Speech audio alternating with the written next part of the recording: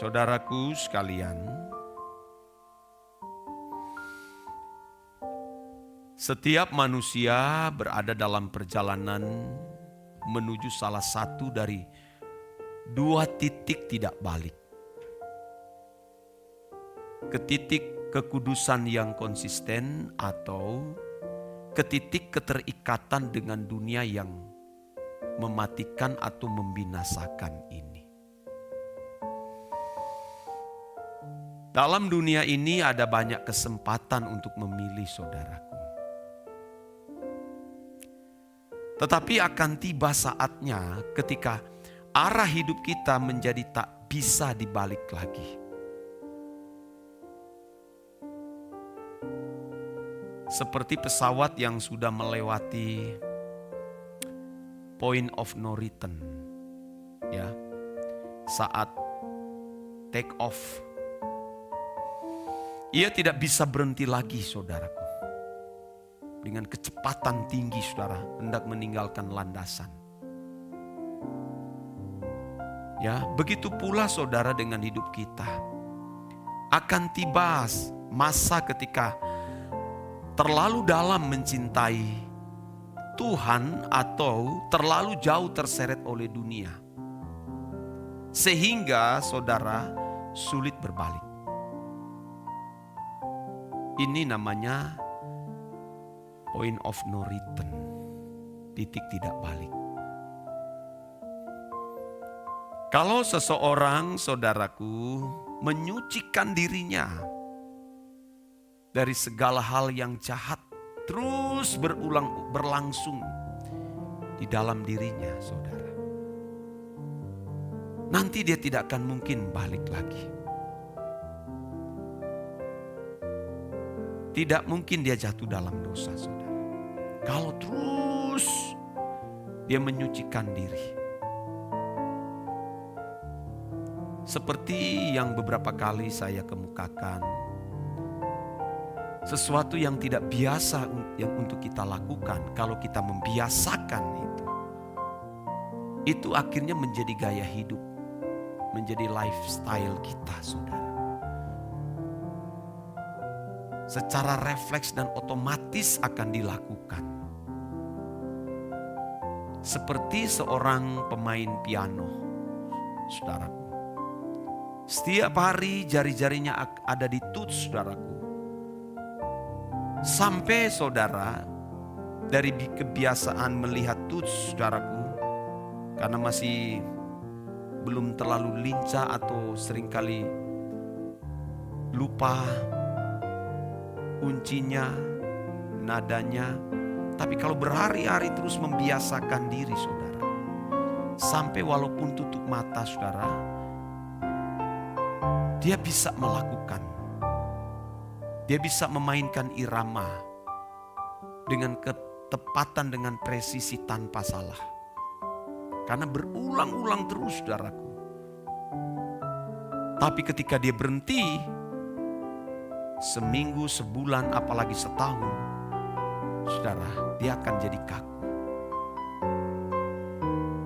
Sama dengan kesucian, saudara. Apalagi kesucian kita dituntun dengan kebenaran firman yang murni. Dengan tuntunan Roh Kudus, saudara-saudara. Wah, itu makin luar biasa. Dan orang-orang begini pasti akan menjadi alat di tangan Tuhan. Pasti akan memegang proyek-proyek Tuhan, saudara. Seperti yang dikemukakan dalam 2 Timotius pasal 2. 2 Timotius pasal 2, saudara. 2 Timotius 2. Ayat yang ke-21. Jika seorang menyucikan dirinya, artinya menguduskan dirinya dari hal-hal yang jahat, ia akan menjadi perabot rumah, pasti untuk maksud yang mulia. Dia dikuduskan, dipandang layak untuk dipakai tuannya, dan disediakan untuk setiap pekerjaan yang mulia, saudara. Kalau kita baca, saudaraku, sering kita jatuh di ayat yang ke-22, 23 ini, saudaraku. Sebab itu jauhilah hawa nafsu orang muda, kejarlah keadilan, kesetiaan, kasih dan damai bersama-sama dengan mereka yang berseru kepada Tuhan dengan hati yang murni. 23. Hindarilah soal-soal yang dicari-cari, yang bodoh dan tidak layak. Engkau tahu bahwa soal-soal itu menimbulkan pertengkaran. Wah. Sedangkan seorang hamba Tuhan tidak boleh bertengkar, tetapi harus ramah terhadap semua orang. Ia harus cakap mengajar, sabar dan lemah lembut. Dengan lemah lembut dapat menuntun orang yang suka melawan, sebab mungkin Tuhan memberikan kesempatan kepada mereka untuk bertobat dan memimpin mereka sehingga mereka mengenal kebenaran.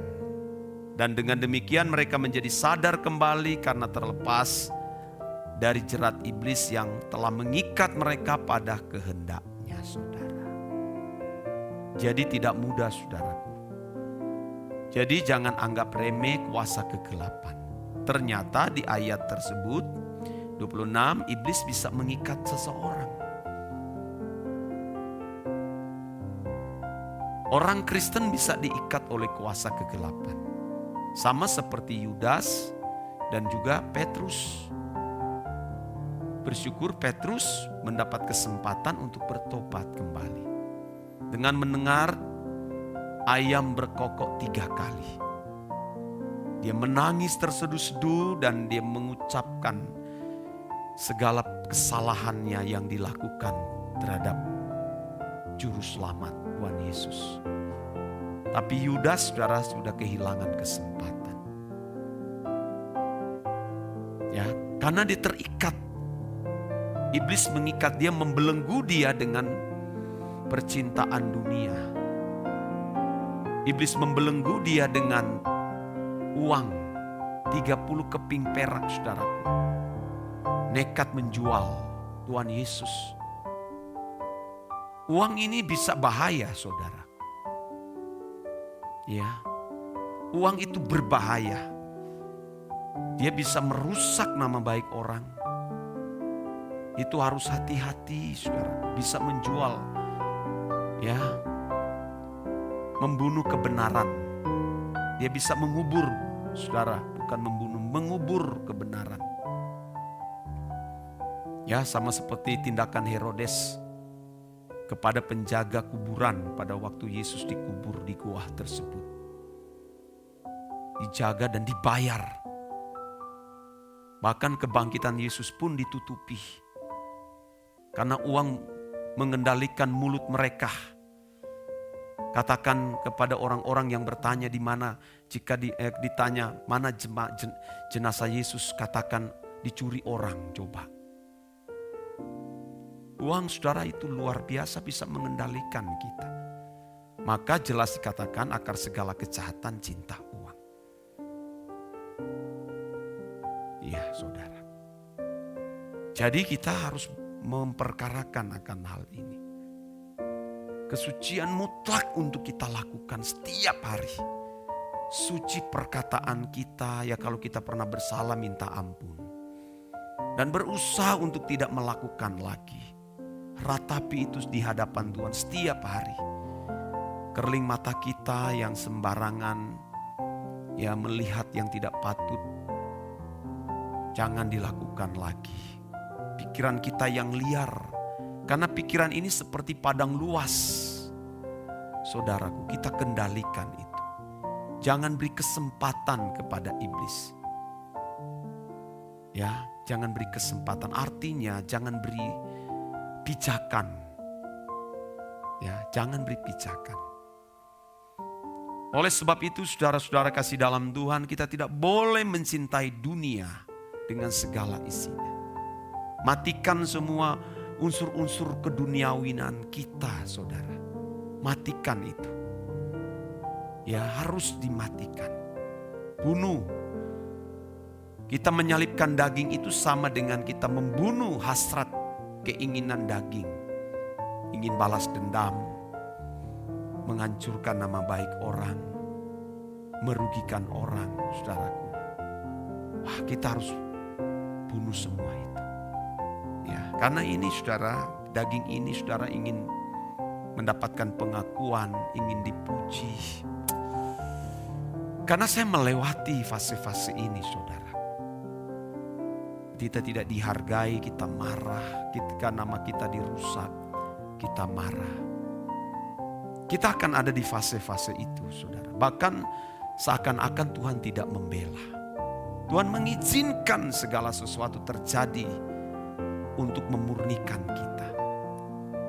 Kita harus keluar dari dapur peleburan seperti emas yang dimurnikan dengan api. Saudara, ya, sucian itu bukan hal yang tidak mungkin kita lakukan. Mustahil bagi manusia, tapi tidak mustahil bagi Tuhan. Ya, kalau kita terus membangun relasi dengan Tuhan setiap hari melalui doa seperti hari ini, saudaraku, dibarengi dengan doa puasa, saudara, kita akan makin suci, saudara, makin suci, ya, makin suci. Ya, kita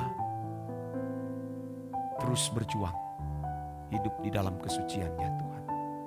Dan ini menjadi pesan Tuhan bagi kita sekalian. Amin.